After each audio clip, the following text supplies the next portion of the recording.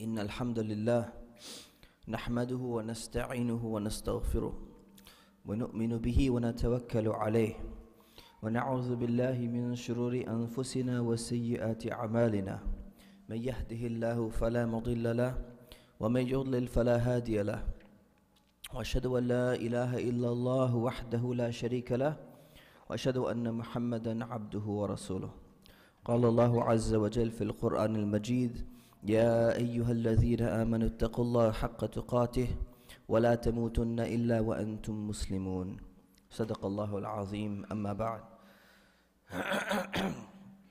We begin by praising Allah, our Creator. We praise Him, we seek His help, we ask His forgiveness.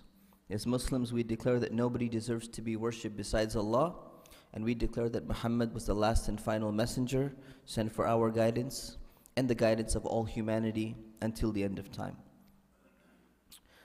Brothers and sisters, there was a sister from our local community who grew up in one of the youth groups in Orange County here. And she came from a practicing Muslim family. She used to attend various youth programs and lectures. And when she heard about the crisis, she used to pray as well. When she heard about the crisis in Syria and what was happening, and this was a few years ago, and of course many of you now know what's going on and what happened in Ghouta and so many different places, she decided that she wanted to be one of those young, energetic, charismatic young Muslims who goes and does something, who goes and helps the refugees and helps the people who are going through difficulty. A very noble, a very honorable act. So she goes, she signs up for one of these relief organizations, and she makes it over to borders of Syria, and she sees the situation of the refugees.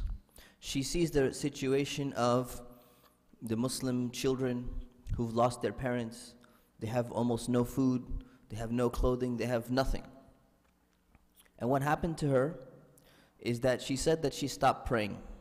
When she got there and she saw the situation, she used to pray always regularly. She stopped praying. Not even one prayer. She used to pray 5 times a day. And when she stopped praying, somebody asked her, why did you stop praying? You used to be somebody who was practicing. What's going on? We thought that maybe this would bring you closer to Allah. And she says, I'm not really sure. I just don't feel like it anymore. And somebody sat her down, talked to her for a very long time. And then she finally said, you know, I cannot believe in a God who would allow things like this to happen. I don't even want to be Muslim. I don't even believe in a creator anymore, because if there was God, God would not allow things like this to happen to these children and to these innocent people. And this lady, this young Muslimah, she used to have a lot of frustration, a lot of anger, which should have been directed at the culprits who were actually doing this to these people. But instead, she took her frustration and she took her anger and she redirected it at God. She redirected it towards Allah. And that is something, that is a trap that many people fall into. Many Jews, Christians, Muslims, people from all different backgrounds, they fall into the same type of trap.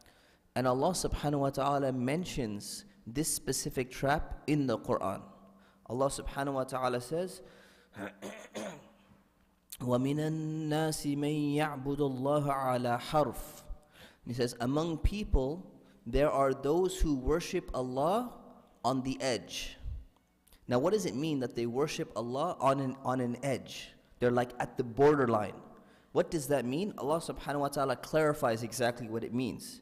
He says, فَإِنْ أَصَابَهُ خَيْرٌ اطْمَأَنَّ بِهِ. He says, if that person, something good happens to them, they're content.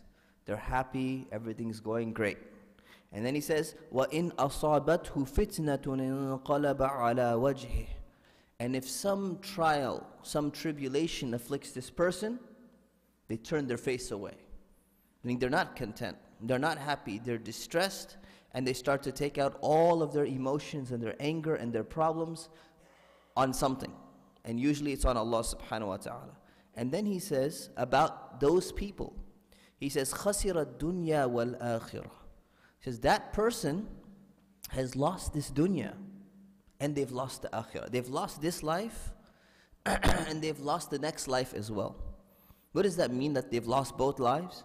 Because they're miserable. They're discontent. They're not happy. They're stressed out. There's things going bad for them. So he says they've lost out whatever good that they could have gotten out of this life because they're living a miserable life now. Whether it's physical misery or whether it's internal confusion and depression and all of these things. And they've lost the next life because they're blaming Allah subhanahu wa ta'ala for every single thing that has happened. And then Allah says, ذَلِكَ هُوَ الْخُسْرَانُ الْمُبِينُ. He says that is the clearest type of loss. It's the worst type of loss you can get. I mean, if you lose your dunya, right, you have to, live a very miserable life, but you get the akhirah. It's still worth it. Of course, we would like to have both. If you lose your akhirah, right, that's the worst thing that can happen. But at least you could get something in this dunya. At least you can enjoy your life. If you're one of those rich, wealthy people, you're powerful, but you're doing bad things, at least you got something. It's not a good thing, but at least you got something. This is the worst type of loss, is the one who loses both. They're miserable in this life, they don't enjoy it at all, and they're miserable in the next life as well. He said that's the worst type of thing that you can happen. And Allah is describing in this verse a type of conditional worship. He says, مَن يَعْبُدُ اللَّهَ عَلَى حَرْفٍ. A conditional worship. You worship Allah, you're dedicated to Allah, everything is going great, but it's conditional. As long as I'm getting what I want, as long as things are going well for me, or as long as my vision of the world is as I think it should be, then everything is fine, I have no issue. But if you try and break my understanding of what the world is supposed to be, if you try to mess up my own personal life, if I lose my job, if someone in my family, or if I get cancer or some other illness, then what's going to happen? That's it. We switch. Allah says you turn your face away. You switch and you say, no, I'm not going to do that anymore. I'm not going to be religious anymore. I'm not going to come to the masjid anymore. I'm not going to pray anymore. And this is the thing. This is something that happens to people. We have to understand the difference between abandoning and giving up, hope on what's going on, and trying to rationalize the pain and the suffering that exists in the world. And that's something we have to really understand, is that human beings naturally want to understand why are bad things happening. Right? Why does Allah allow certain things like this to happen? Why does pain exist? Why does torture exist? Why does oppression exist? Why are there diseases, there's plagues?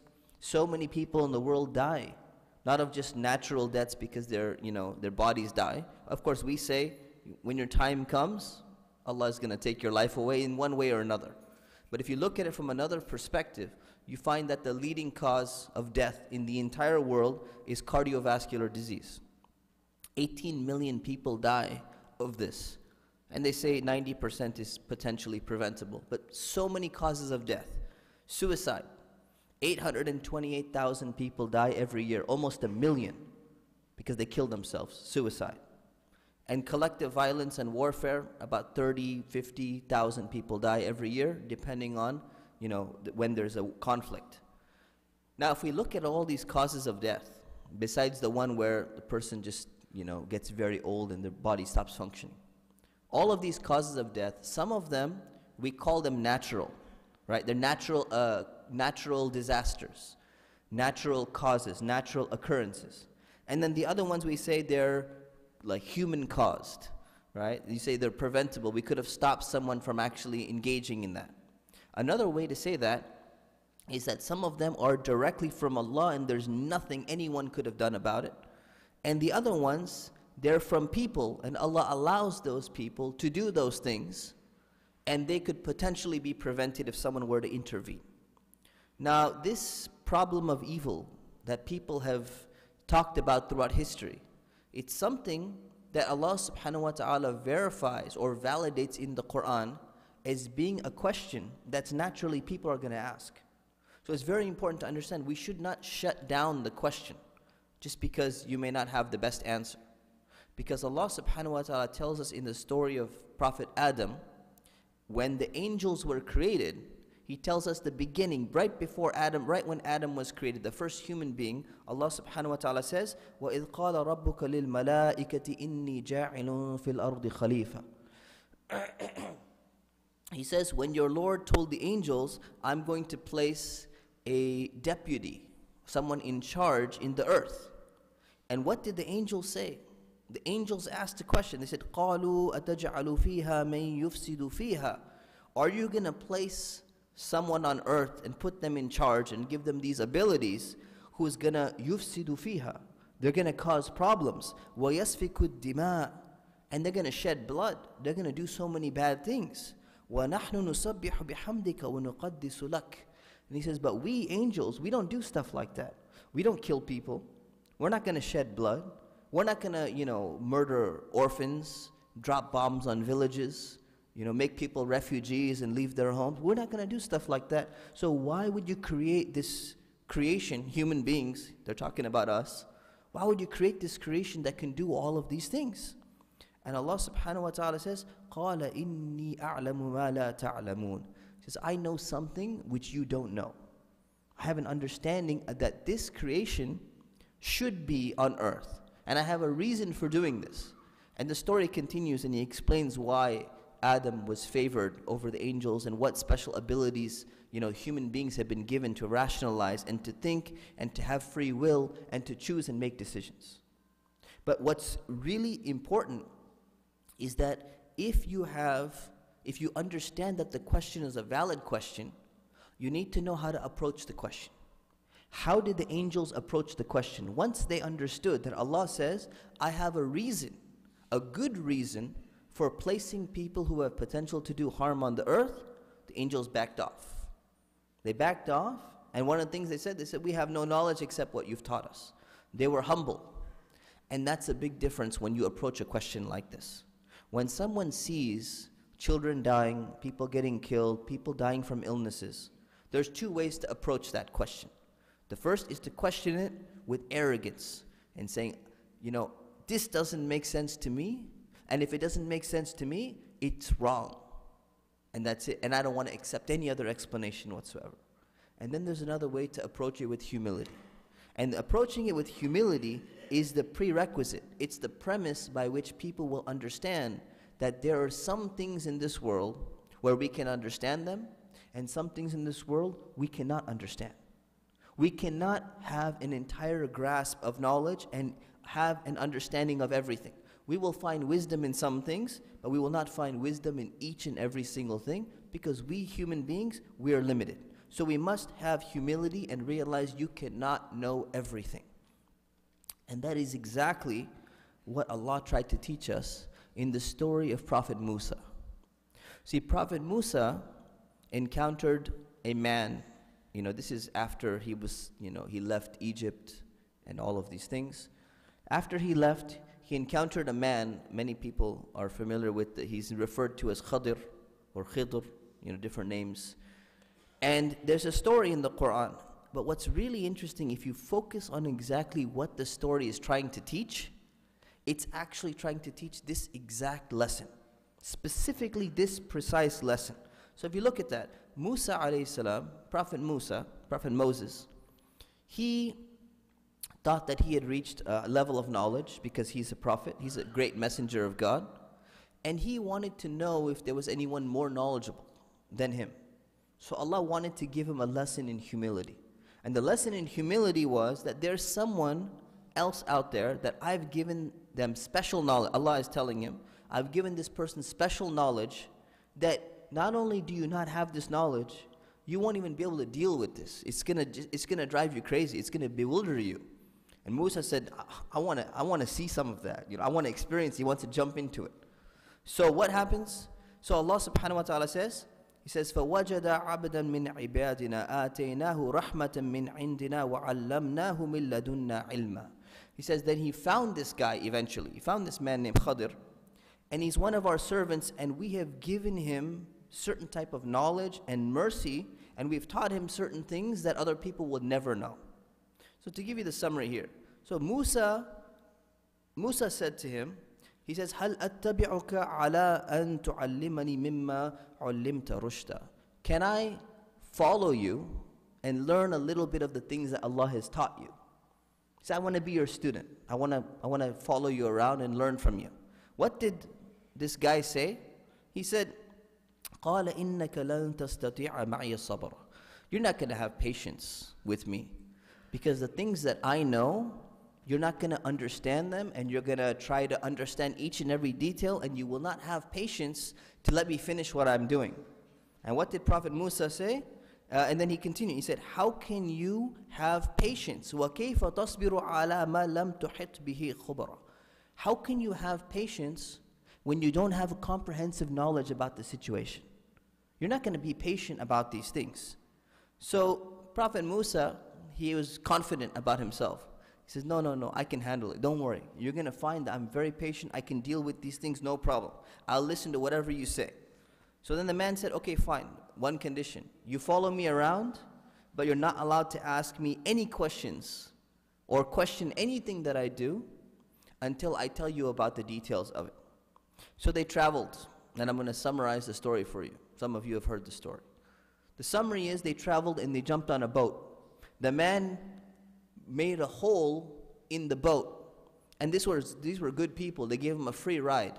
Now what do you do normally when you get a free ride? Imagine someone, you call an Uber, you call a Lyft, somebody gives you a ride and they say, you know what, I'm not even going to push the button. I'm just going to give you the ride all the way, take you all the way to the airport. Usually it'd be like $50. I'll just do it for free. And then what do? You take out a pocket knife when you get to the airport and you rip his entire seat up and you walk out. Imagine someone is sitting there and you're like, what? Why would you do something like this? The guy just gave us a free ride and you're going to mess up his car? What kind of person are you? So what Musa did was he questioned him. And he said, these guys gave us a ride, and you go in the back corner somewhere and you break and you make a hole into their boat? So what kind of person are you? He said, didn't I tell you you're not going to be patient with me? I told you. You asked me a question. He said, okay, look, I'm sorry, that was a mistake. I totally forgot about our agreement. Give me another chance. So he said, okay, fine, we'll continue. He said, you forgot, it's okay. So then they continued, and then they're walking by the beach. The man goes and he kills a child. He takes a child, he sees a child, and he kills that child. Exactly what we're talking about today. So he killed a child, and he goes, what the heck? How could you kill this child? It's an innocent child, has not even reached the age of maturity. How could you do something like this? And the guy said, see, I told you. I told you you're not going to have any patience with me whatsoever.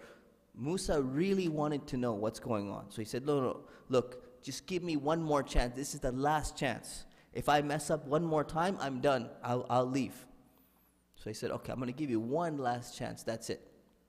So they continued traveling, and they reached an area, and there was a wall that had collapsed, and some people, these were bad people in the town. They were very rude to them and mean and all that. So all of a sudden, this guy, Khadir, he goes and takes Musa, and they start rebuilding this wall.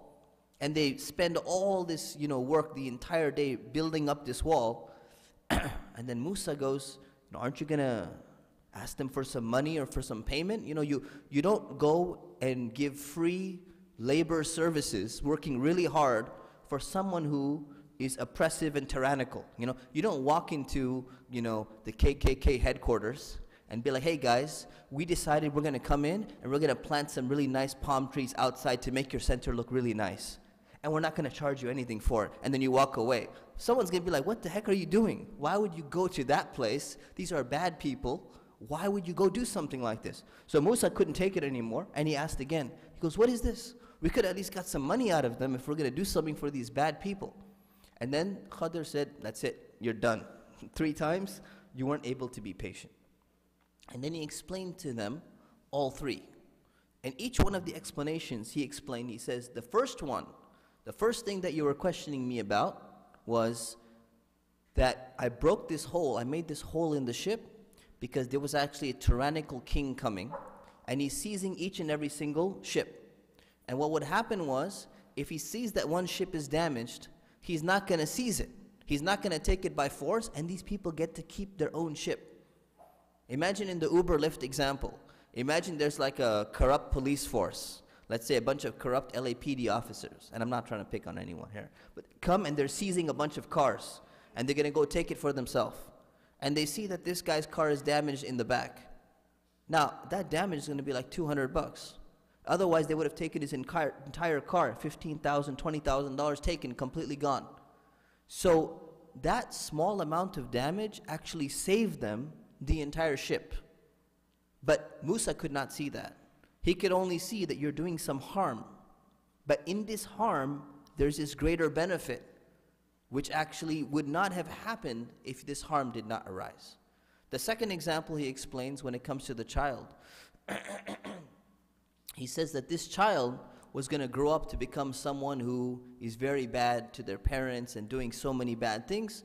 We decided to do something good for the parents and get rid of this child. And the child is not going to be held accountable because he never reached the age of maturity. He's not going to be held accountable in front of Allah. So we did that as a favor to the parents. And you cannot realize that someone would do something like this. And the third example was, they rebuilt the wall because there was a treasure under the wall that belonged to orphans who were righteous. And if these people saw that the wall had fallen, they would have stolen that treasure and it would have not gone to the right people. So these three examples, basically all of them were some type of long-term wisdom, long-term benefit that nobody else could see in the immediate scheme of things. And that's what Musa's problem was. Musa was a human being, just like everyone else. And if someone does not have the knowledge about what's going to be happening over a long span of time, then they cannot see the wisdom behind things. There are so many people that a calamity has happened to them, something happened to them in their life, and that made a difference in the long term. You think about even on a small scale. On a small scale, you lose your job. You think it's the worst thing that happened to you. And then 1 year later, you find a much better job, and you look back and you say, you know what, if I stayed in that previous job, I would have been miserable, but now I have a much better job than before. Even when it comes to a spouse, I'm not encouraging divorce here, but I mean, there are some people who get divorced, and they're frustrated. How am I going to get married? My marriage has fallen apart. You know, my life is ruined. Everything is over for me. And then they get remarried. And then they look and they say, you know what? That divorce was actually the best thing for me because we were not compatible. Or we had major family issues. Or we had major whatever it was. And then they move on and they look and they say, if I would have got stuck in there, I would have been in misery. But that small amount of pain that I had to endure for a longer term benefit, at that time it was driving me crazy. But now I see that in the long term, there's something much better than that. And that's a blessing from Allah. So we see things like this in our life all the time. On a daily basis we see it. But when we focus on specific incidents, we cannot know exactly what the wisdom is behind each and every single incident until sometime later. Maybe it's 2 months later, maybe it's 5 years later, maybe it's 50 years later. But we will find out everything on the Day of Judgment. When we're resurrected and we have to stand in front of Allah subhanahu wa ta'ala, and He will explain to us every little thing. And the people who suffered in this life unjustly, and they were patient, and they did not complain, and they maintained their faith, and they realized that Allah has a plan and Allah has a wisdom behind that.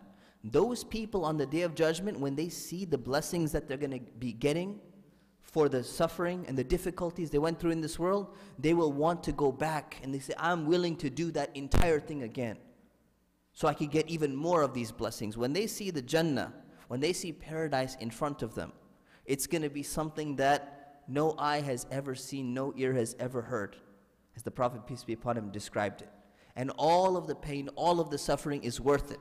And if we become quote-unquote secularized, and we remove Allah, and we remove the hereafter, the Day of Judgment, the next life, if we remove that from the equation, then you have nothing but a miserable life. Anything bad happens to you, there is absolutely no wisdom or benefit in that. And that leads to both destruction, it leads to misery in this life and in the next life. So we ask Allah subhanahu wa ta'ala to protect our hearts from doubts, We ask Allah subhanahu wa ta'ala to protect the people from undergoing any difficulties more than they can bear. We ask Allah subhanahu wa ta'ala to reward those people who are going through all types of suffering and give us all patience in all our circumstances. Ameen. Astaghfirullah li wa lakum wa lisa'il muslimin fastaghfiruhu innahu huwal ghafurur rahim.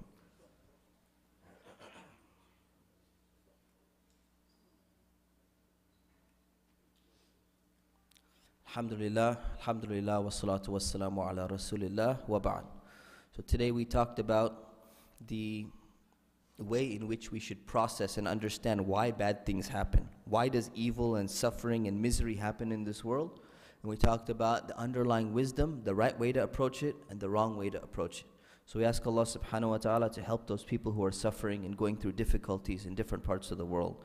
Oh Allah, help us to help those people. Oh Allah, let us fulfill our tests and let them fulfill their tests. Oh Allah, make it easy for us and do not test us with more than we can bear. Oh Allah, increase us in our faith. Oh Allah, keep us and protect us away from doubt. Oh Allah, show us the truth as truth and help us to follow it, and show us the false as false and keep us away from it. Ameen. Subhana rabbika rabbil izzati amma yasifun. Wa salamun ala al-mursaleen. Walhamdulillahi rabbil alameen. A few quick announcements. Very important announcements is that daylight savings time is going to be this Sunday morning. So the clocks are going forward 1 hour, which means that the khutbah time is going to change starting next Friday. And I apologize for my voice, by the way, here. A little sick. So I'll try to make this louder. Next Friday, the khutbah, the first khutbah is going to be at 12:30. The second khutbah is going to be at 1:30. So it's not 12 and 1, it's 12:30 and 1:30 starting next Friday because of the time change. The iqamah times for the 5 daily prayers, Fajr is going to be at 6:10 a.m. starting this Sunday. Asr is going to be 5 p.m. and Isha will be 8:30 p.m. So 6:10 a.m., 5 p.m. and Isha 8:30 p.m. inshallah. We have our FFN program continuing tonight starting at 8 p.m. We have the tafsir of Surah Ibrahim with Dr. Imad Ba'youn. We want to thank you for your donations for the Needy Neighbors Project. We're not taking donations anymore. That project is closed. And lastly, there is a humanitarian a program about the Rohingya, the people of Burma. It's called Bring Back Their Smiles. It's at the Marriott Suites tomorrow. So if you can make it, this will be very good. As you know, many people are suffering in the world today, particularly in Syria, in Burma, in many other places, Iraq, Afghanistan, so many places. So this is one of the fundraising banquets. If you can make it out there, it'll be great, inshallah. Wa aqimus salah.